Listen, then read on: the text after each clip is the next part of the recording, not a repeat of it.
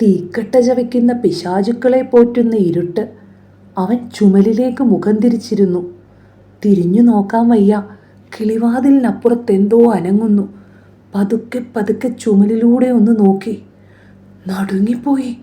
മുടിയഴിച്ചിട്ടിട്ടുണ്ട്. വായിൽ തീയുണ്ടോ? എന്തോ കിളുങ്ങുന്നു. കാലിലെ ചിലമ്പുകളാണോ? കുട്ടിയേട്ടാ, ഒരു നേർത്ത സ്വരം കേട്ടു. ഭീതിയോടെ നിലത്ത് മുഖമമർത്തി അവൻ കിടന്നു. കുട്ടിയേട്ടാ, ഇത് ഞാനാണ്. ഭയവും വേദനയും കലർന്ന സ്വരത്തിൽ അവൻ ഞരങ്ങി. എന്നെ കൊല്ലല്ലേ, എന്നെ കൊല്ലല്ലേ. ആ കിളിവാതിൽ ഓലത്തടുക്ക് കൊണ്ട് മൂടി. ഇപ്പോൾ പകൽ ഓലക്കീറുകൾക്കിടയിലൂടെ നീണ്ടുവരുന്ന നേർത്ത പ്രകാശധാര മാത്രമാണ് ഇരുട്ടിൽ വിടവുണ്ടാക്കുന്നത്. ദിവസങ്ങൾ പലത് കടന്നുപോയപ്പോൾ മുറിയിലെ ഇരുട്ട് അവനെ ഭയപ്പെടുത്താതായി. ചുറ്റും മൂലകളിൽ പതുങ്ങിയിരിക്കുന്ന കറുത്ത രൂപങ്ങൾ അവനെ കൊല്ലുകയില്ല. അവർ അവൻ്റെ കൂട്ടുകാരായി. അവർ ചെവിയിൽ നൂറൂട്ടം കാര്യങ്ങൾ പറഞ്ഞു തരുന്നു. അവനും പറയാൻ പലതുമുണ്ട്. താശമ്മാൻ കുഴിച്ചിട്ട ചെപ്പുകുടം അവൻ എടുക്കാൻ പോകുന്നു. താന്നിക്കുന്നിൻ്റെ മുകളിൽ മാളികയുണ്ടാക്കും. അതിൻ്റെ 7ാം നിലയിലിരുന്ന് മണൽത്തിട്ടും പായ്വഞ്ചികൾ പോകുന്ന പുഴയും കാണും. ഓലക്കീറിനിടയിലൂടെ ചിലപ്പോൾ കണ്ണുകൾ കാണാം. പുറത്തുനിന്ന് ആരെല്ലാമോ എത്തി നോക്കുന്നു. പല ശബ്ദങ്ങളും കേൾക്കാം. തമ്പുരാൻകുട്ടിയുടെ ഒരു യോഗേ. ആ അമ്രാളിത് കാണാണ്ട് കണ്ണടച്ചത് നന്നായി. ഒന്നി നോക്കണം പോന്ന ഒരാണാണ്. വല്ലാത്ത കഷ്ടം. അതൊന്നും അവന് കേൾക്കണ്ട. ചുമലിൽ ഉറുപ്പികകൾ പോലെ പതിയുന്ന വെളിച്ചത്തിൻ്റെ കൊച്ചു വൃത്തങ്ങൾ നോക്കിയിരിക്കും. മൂലകളിലെ ഇരുട്ടിൽ ഒളിഞ്ഞിരിക്കുന്ന കറുത്ത കൂട്ടുകാരോട് പലതും പറയും. ഒരിക്കൽ ഇരുമ്പ് പിഞ്ഞാണത്തിൽ ചോറുമെടുത്ത് അച്യുതൻ നായർ വാതിൽ തുറന്നപ്പോൾ അവൻ മുമ്പിലേക്ക് ഛർദ്ദിച്ചു. അയാൾ പിഞ്ഞാണം പുറത്തു വെച്ച് വാതിലടച്ചുപോയി. തിരിച്ചു വന്ന് വാതിൽ തുറന്നപ്പോൾ കയ്യിൽ തടിച്ചൊരു പുളിവടി ഉണ്ടായിരുന്നു. ഇനി ചെയ്യോ എന്ന് ചോദിച്ചടുത്തപ്പോൾ മാത്രമേ വേലായുധൻ വടി കണ്ടുള്ളൂ. മറക്കിരിക്കണമെങ്കിൽ വിളിക്കണമെന്ന് എത്ര പ്രാവശ്യം പറഞ്ഞതാ നിന്നോട്. തോളിലാണ് ആദ്യത്തെ അടി വീണത്. പതിവ് പോലെ വേലായുധൻ കരഞ്ഞില്ല. അരിശം കരടിലും കണ്ണിലും കത്തിപ്പടരുകയായിരുന്നു. എന്താടാ, നീ നോക്കി ദഹിപ്പിക്കോ? വീണ്ടും അടി വീണു. ഇനി ചെയ്യോ? നിന്റെ ഭ്രാന്ത് ഞാൻ മാറ്റും. പുളിവടി വീണ്ടും വായുവിൽ പുളഞ്ഞു. ഇനി ചെയ്യോ? ബഹളം കേട്ട് വാതുക്കൽ മുത്തശ്ശി വന്നു. പിറകെ വലിയമ്മയും. മുത്തശ്ശി ഇടറുന്ന തൊണ്ടയോടെ പറഞ്ഞു, അച്യുത, അരുത്, ദൈവദോഷമുണ്ട്. ഇതൊക്കെ വെറും തോന്നിയാസാണ് കാളിയമ്മേ. വലിയമ്മ തൻ്റെ പ്രമാണം പതിവ് പോലെ പ്രസ്താവിച്ചു. അടിയിലും മീതെ ഒരു ഒടിയില്ല. അപ്പോഴേക്കും അമ്മാമ എത്തി.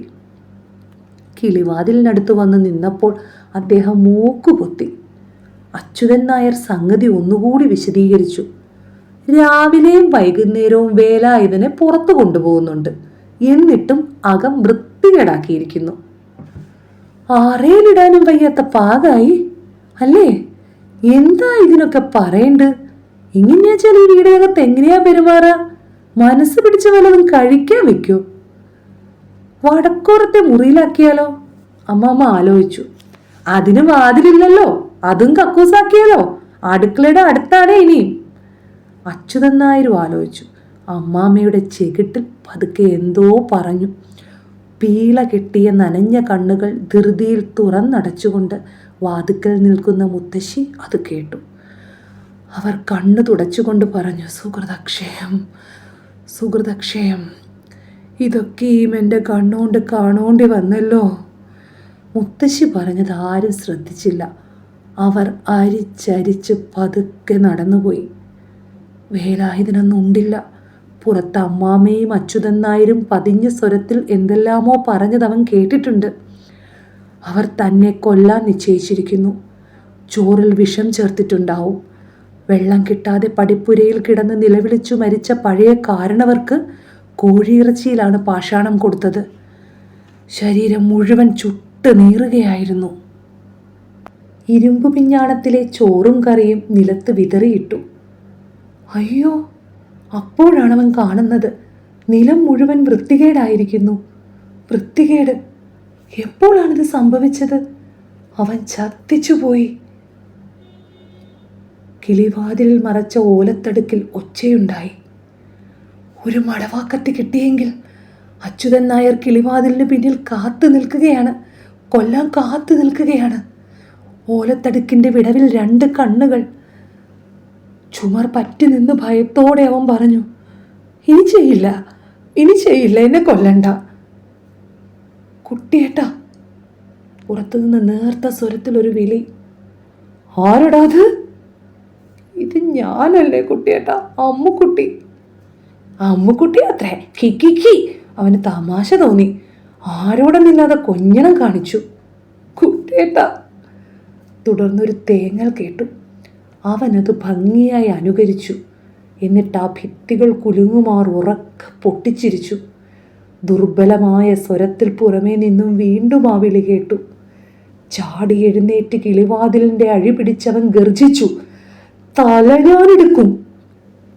ഇല്ല, പിന്നെ ശബ്ദമില്ല. ആശ്വാസമായി. ആളുകൾ വെറുതെ ദ്രോഹിക്കുകയാണ്. കിളിവാതിലിൻ്റെ അഴിയും പിടിച്ചുകൊണ്ട് കുറേ നേരം നിന്നപ്പോൾ ഓലയുടെ വിടവിലൂടെ ഒരു നേർത്ത കാറ്റ് കടന്നു വന്നു. നീറുന്ന ചുമലിലും വാരിയിലും കുളിർമയുള്ള കാറ്റ് തട്ടിയപ്പോൾ ഒരു സുഖമുണ്ട്, ശരീരം തളരുന്നത് പോലെ. അപ്പോൾ സംശയിച്ചു, ആരാണ് നേരത്തെ വിളിച്ചത്? എന്തെല്ലാമാണ് കേട്ടത്? ഒന്നും വ്യക്തമല്ല, ഓർക്കാൻ കഴിയുന്നില്ല. ഇരുട്ടിൽ കൈവിട്ടുപോയ എന്തോ ഒന്ന് തപ്പിത്തടയുകയായിരുന്നു. ആ ശബ്ദം വീണ്ടും ചെവിയിൽ അലയടിക്കുന്നുണ്ടെന്ന് തോന്നി. കുട്ടിയേട്ടാ. നേരാണോ? അവൻ നടുങ്ങി. അപ്പോൾ ആ കണ്ണുകൾ നിറയുകയായിരുന്നു. പൊട്ടിയ ഒരു മൺപാത്രത്തിൻ്റെ കഷ്ണം നിലത്തുനിന്ന് പെറുക്കിയെടുത്ത് ഒരു കോണിയുടെ ചിത്രം കോറിക്കൊണ്ട് വേലായുധനിരുന്നു. ഇരുളിൻ ഗീറുകൾ പതുക്കെ പതുക്കെ കണ്ണുകളിൽ നിന്ന് അകലുകയാണ്. ഇപ്പോൾ എവിടെയാണ്? ചുറ്റുപാടുകളിലേക്കും അവൻ കണ്ണോടിച്ചു. വീടിൻ്റെ വടക്കുഭാഗത്തെ ചായ്പിലാണ് കിടക്കുന്നത്. എഴുന്നേറ്റ് നിന്നപ്പോൾ തലയ്ക്കകത്ത് വല്ലാത്ത വിങ്ങൽ തോന്നി. കാലുകളിൽ നൊമ്പരമുണ്ട്. അനങ്ങിയപ്പോൾ കാലിൽ നിന്നെന്തോ കിളുങ്ങി. നോക്കുമ്പോൾ കാലിൽ ചുറ്റിപ്പിണഞ്ഞ് ചങ്ങല കിടക്കുന്നു. കുനിഞ്ഞിരുന്നത് പരിശോധിച്ചു. അറ്റം ചുമര് തുളച്ച് അകത്തേക്കിട്ടിരിക്കുന്നു. ഞെരിയാണിയിൽ ചങ്ങലയുരഞ്ഞ് തോലുപോയി ചുവന്നിരിക്കുന്നു. ആരാണ് കാലിൽ ചങ്ങലയിട്ടത്? ചായ്പിൽ എപ്പോഴാണ് എത്തിയതെന്ന് വേലായുധൻ ഓർത്തു നോക്കി. ആരാണിത് ചെയ്തത്? വെറുതെ കളിപ്പിക്കുകയാണോ? നിലത്തു നിറയെ മണ്ണും ചെളിയുമാണ്. എന്ത് വൃത്തികേടാണ് ചുറ്റും. വേലായുധൻ ഓർമ്മിച്ചു നോക്കി. ഒന്നും വ്യക്തമായി കാണുന്നില്ല. കഴിഞ്ഞ സംഭവങ്ങൾ മൂടൽമഞ്ഞിലെ അവ്യക്ത രൂപങ്ങൾ പോലെയാണ്. ആ അമ്പരപ്പിനിടയിൽ നിന്ന് ഒരു ചോദ്യം വീണ്ടും വീണ്ടും നുരഞ്ഞു പൊങ്ങി. മനുഷ്യനെ ചങ്ങല കിടാറുണ്ടോ പട്ടികളെ പോലെ?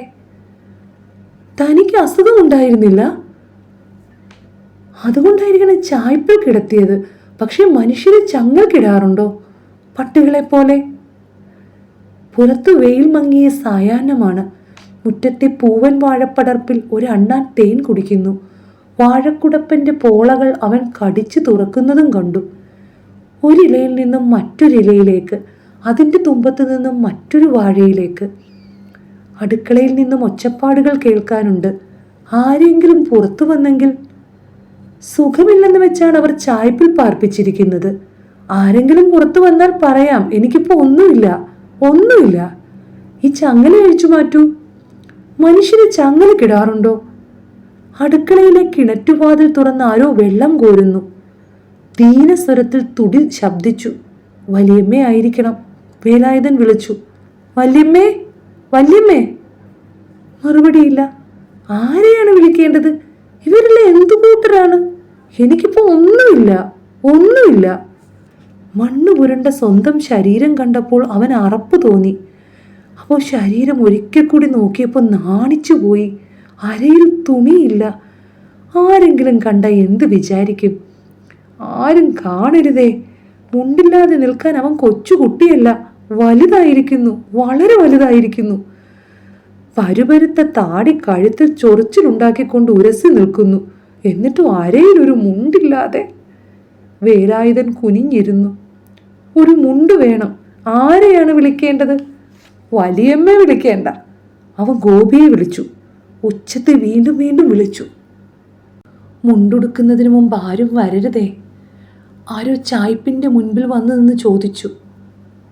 എന്താ? ഇങ്ങോട്ട് വരണ്ട, ഇങ്ങോട്ട് വരല്ലേ. ഗോപി എവിടെ? ഞാൻ തന്നെയാ ഗോപി. വള്ളിയുള്ള ചുവന്ന ട്രൗസറും ഷർട്ടും ഇട്ടിട്ടുണ്ട്. നോക്കൂ, ഗോപി മിടുക്കനായിരിക്കുന്നു. എന്തിനാ വെറുതെ വിളിക്കണ്? എനിക്കൊരു മുണ്ട് കൊണ്ടെത്താ. കീറാനല്ലേ? കീറില്ല ഗോപി, വേഗം കൊണ്ടെത്താ. ആരെങ്കിലും വരേണ്ട മുമ്പേ. ഗോപി സംശയിച്ചു നിന്നു. നല്ല കുട്ടിയല്ലേ, ഒന്ന് ചെല്ല്. ഗോപി പോയി നല്ല വെളുപ്പുള്ള ഒരു മുണ്ടുമായി തിരിച്ചു വന്നു. വേലായുധന് സന്തോഷമായി. നല്ല വൃത്തിയുള്ള മുണ്ട്. കീറോ? കീറോ? എന്തിന്? കീറാനാച്ചാ തരില്ല. ഇങ്ങോട്ട് താ ഗോപി, ആരെങ്കിലും കണ്ടാൽ. ഗോപി അക്കലത്ത് നിന്ന് മുണ്ട് എറിഞ്ഞു കൊടുത്തു. വേലായുധന് മുണ്ട് ചുറ്റിയപ്പോൾ സമാധാനമായി. ഇനി ആരെങ്കിലും വന്നാൽ തന്നെ കുഴപ്പമില്ല.